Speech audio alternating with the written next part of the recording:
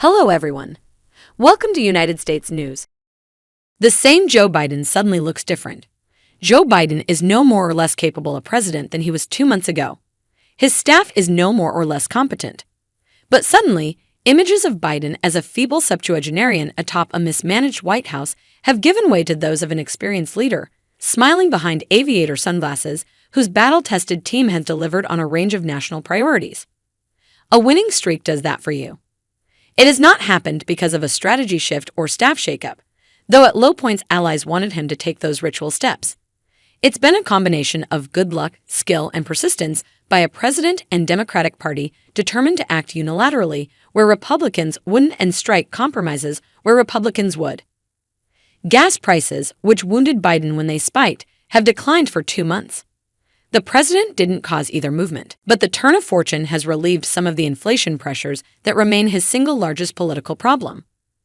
Late last month, weather conditions cleared the way for a CIA drone to kill al-Qaeda leader Ayman al-Zawahiri on the balcony of his Kabul home.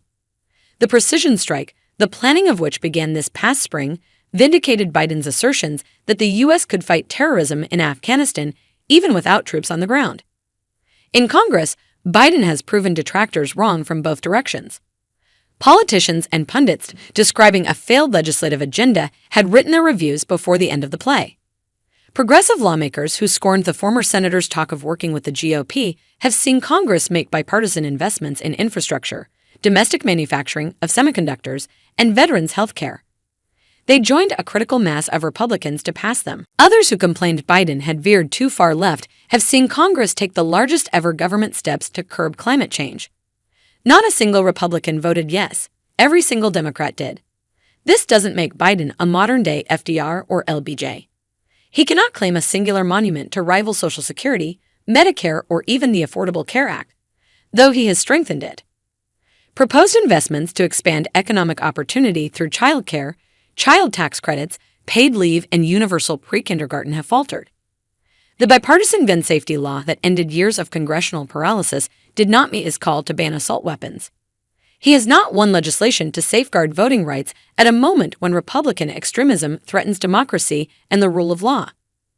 Partisan math has imposed the fundamental constraint: to act alone on the small number of top priority initiatives shielded from Republican filibuster. Democrats can sustain only a few defections in the House and none in the Senate.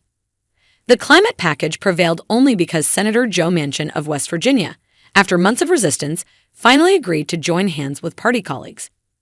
That legislative tightrope makes all the more remarkable what Biden, House Speaker Nancy Pelosi, and Senate Majority Leader Chuck Schumer have achieved. To call them wins on the political scoreboard, as if governance were a sporting event, obscures their impact on American life.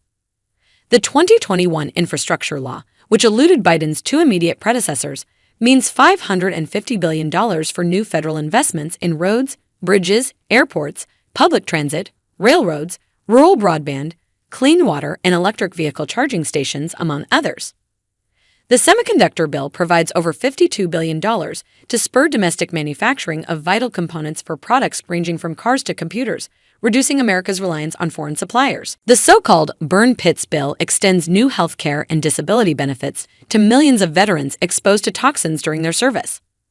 The Inflation Reduction Act, named to lure Manchin, though it will have negligible impact on inflation this year, means Medicare beneficiaries will pay no more than $35 per month for insulin and no more than $2,000 per year in out-of-pocket drug costs.